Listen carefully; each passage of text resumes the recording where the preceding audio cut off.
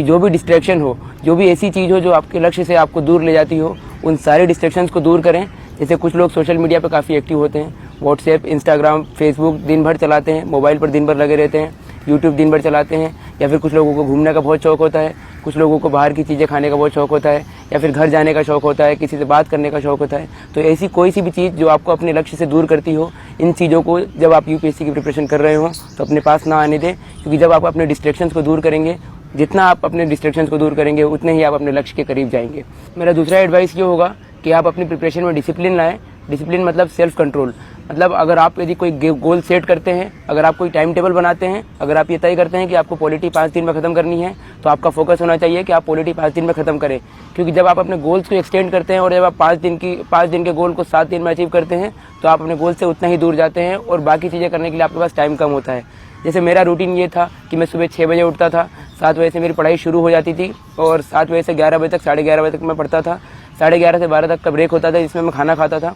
फिर 12 बजे से 5 बजे तक मैं पढ़ता था। उसमें बीच में अगर मुझे नींद आती थी तो पावर नैप लेता था, या फिर कभी कभी ज़्यादा भी सोता था, लेकिन थोड़ा सा गैप होता था वो आधे या 1 घंटे का। फिर 5 बजे से मैं 9 बजे तक पढ़ता था, फिर 9 से 10 खाना खाना और थोड़ा बहुत एंटरटेनमेंट, और फिर 10 बजे से 1 बजे तक मेरी पढ़ाई होती थी। तो अगर आपने कोई रूटीन सेट किया तो उस रूटीन को रिलीजियसली फॉलो करें। और थोड़ी बहुत फ्लेक्सिबिलिटी अलाउड है, लेकिन इतनी फ्लेक्सिबिलिटी नहीं कि आप अपने गोल को ख़त्म करने के लिए 5 दिन के अलावा 10 दिन ले रहे हैं, या फिर 5 दिन के काम को 15 दिन में ख़त्म कर रहे हैं। ऐसे बहुत सारे मोमेंट्स आएंगे आपके प्रिपरेशन में जब आप अपने आप को पूरा टाइम नहीं दे पाओगे, अपनी पढ़ाई को टाइम नहीं दे पाओगे। कभी लाइट चली जाएगी, कभी दोस्त घर पे आ जाएंगे, कभी घर से फ़ोन आ जाएगा, या फिर कभी बाहर घूमने जाने का मन करेगा, कभी कुछ खाने जाने का मन करेगा। तो ऐसे बहुत सारे लो मोमेंट्स भी आएंगे जब आपको लगेगा कि ये एग्ज़ाम बहुत टफ है, मैं इस एग्ज़ाम को क्लियर नहीं कर सकता, ये बहुत इसमें 5 से 10 लाख लोग एस्पायर कर रहे हैं एग्ज़ाम देने के लिए, तो इस पर मेरा क्या होगा। लेकिन जब ऐसे फीलिंग आए, जब ऐसी चीज़ें आपके मन में आए, तो सबसे पहले अपने आप से क्वेश्चन करो कि मैं ये एग्ज़ाम क्यों दे रहा हूँ। मोटिवेशन कहाँ से आता है। मुझसे बहुत लोग ये पूछते हैं कि आपका मोटिवेशन कहाँ से आता है, इतना 1 साल में एग्ज़ाम कैसे क्लियर हो गई। तो मैं बोलता हूँ कि मोटिवेशन आपके अंदर से आना चाहिए, और मोटिवेशन अंदर से तब आएगा जब यूपीएससी में अपीयर होने का फैसला आपका खुद का होगा। आप जब भी कोई अपनी प्रिपरेशन के दौरान ऐसा फेज़ आए और जब भी आपको लगे कि नहीं मैं नहीं कर सकता, तो अपने आप से सवाल कीजिए कि आपने ये प्रिपरेशन शुरू क्यों की है। ये फैसला आपका था या आप पे थोपा गया था। और मुझे लगता है कि ज़िंदगी हर व्यक्ति को कोई एक ना एक मौका ज़रूर देती है जिसमें वो अपने आप को साबित कर सके।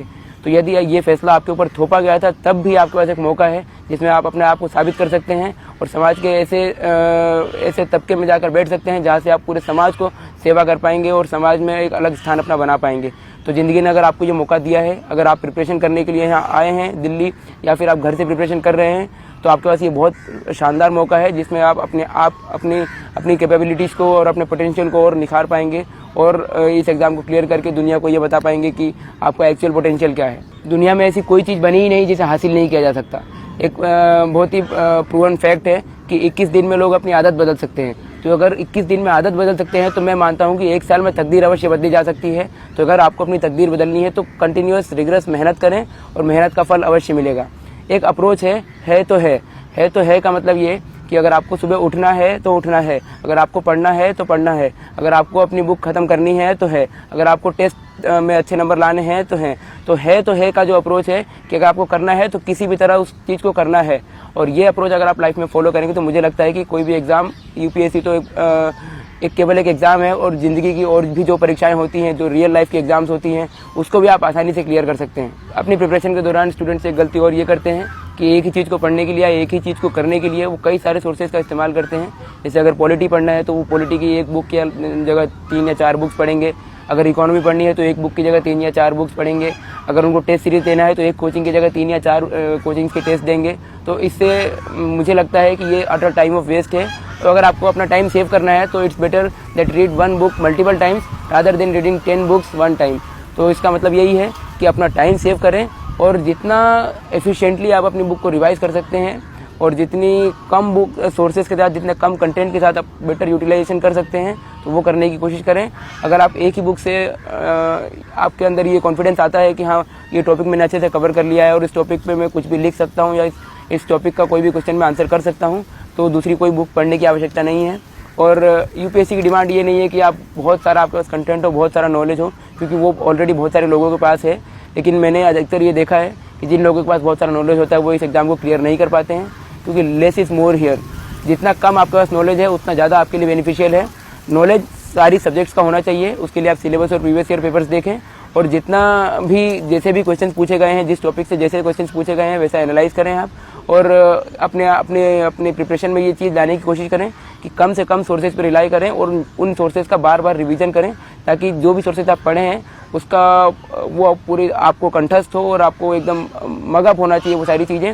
और अगर आप पेपर भी पढ़ रहे हैं तो कम से कम पेपर्स पढ़ने की कोशिश करें और ज़्यादा से ज़्यादा अपने माइंड को डेवलप करने की कोशिश करें, क्योंकि कंटेंट आपके पास जितना है उतने में ही आपको डिलीवर करना है। और जब आप एग्ज़ाम लिख रहे होंगे, प्रीलिम्स तो ऑब्जेक्टिव होता है लेकिन मेंस सब्जेक्टिव होता है, तो जब भी आप लिख रहे होंगे पेपर तो आपके पास अगर आपने बहुत सारे सोर्सेज से पढ़ाई की है तो एट दैट टाइम आपको इतनी सारे सोर्सेज से अगर पढ़ा है तो दिमाग में बहुत कम चीज़ें आती हैं और लिखने में भी बहुत सारा कन्फ्यूजन होगा। और अगर एक ही सोर्स से बार बार पढ़ा है तो लिखने में बहुत आसानी होगी और आसानी से आप कोई भी क्वेश्चन का आंसर लिख पाएंगे। तो मेरा एडवाइस होगा कि कम सोर्सेज पर रिलाई करें और उन सोर्सेज का बार बार रिवीजन करें। एक सबसे बड़ी चीज़ होती है जब भी आप किसी चीज़ की प्रिपरेशन कर रहे हो या किसी चीज़ की तैयारी कर रहे हो, तो सबसे बड़ी चीज़ होती है कि कॉन्फिडेंस। आपके अंदर ये कॉन्फिडेंस होना चाहिए कि हाँ मैं ये चीज़ कर सकता हूँ। और कॉन्फिडेंस तभी आएगा जब आप पूरी तरह से उस चीज़ के लिए तैयार हैं। यदि आप यूपीएससी प्रीलिम्स का एग्ज़ाम देने जा रहे हो या मेंस का एग्ज़ाम देने जा रहे हो तो आपके अंदर ये कॉन्फिडेंस आना चाहिए कि हाँ मैंने तैयारी पूरी की हुई है।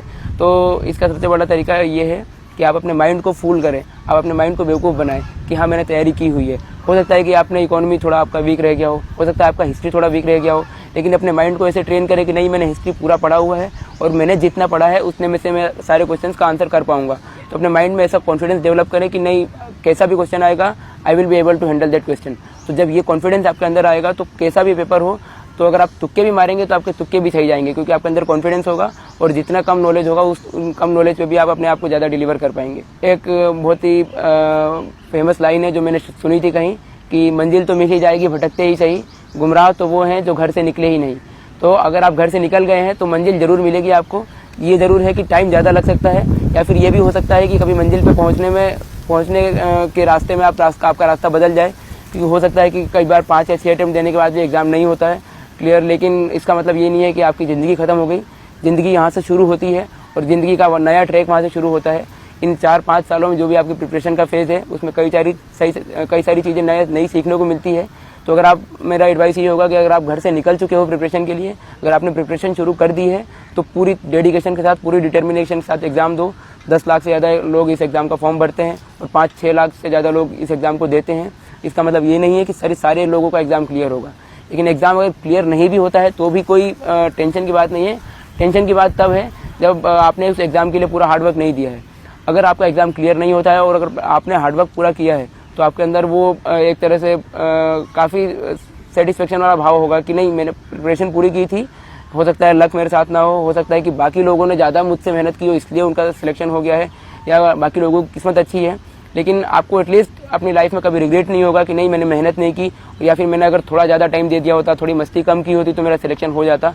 तो इसलिए पूरी तरह से आप अगर प्रिपरेशन में लग रहे हैं तो पूरा हार्डवर्क कीजिए, सारे डिस्ट्रैक्शंस को अवॉइड कीजिए, सारे मिथ्स को अवॉइड कीजिए और पूरी तरह से इस प्रिपरेशन में लगिए, ताकि बाद में आपको लाइफ में कभी ये रिग्रेट ना हो कि मैं थोड़ा बहुत और हार्ड वर्क कर सकता था, मैं थोड़ा बहुत और टाइम सेव कर सकता था, मैं अगर मूवी देखने नहीं जाता, मैं अगर यूट्यूब नहीं चलाता, मैं सोशल मीडिया पे ज़्यादा एक्टिव नहीं होता और मैं दोस्तों से बातचीत अगर कम रखता अपने प्रिपरेशन के दौरान, मैं ज़्यादा अगर सोशल एनवायरनमेंट में नहीं जाता और अपने प्रिपरेशन के टाइम पे बिल्कुल लोन वोल्फ की तरह अगर प्रिपरेशन करता तो मेरा हो जाता।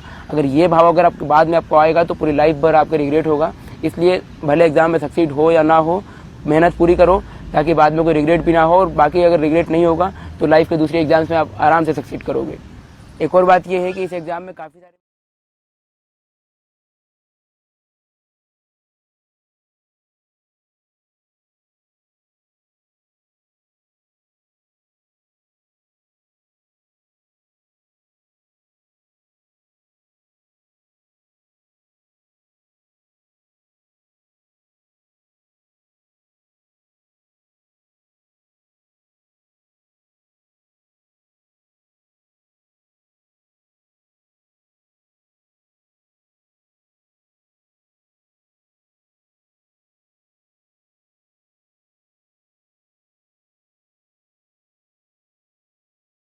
एग्जाम्स में आप आराम से सक्सीड करोगे।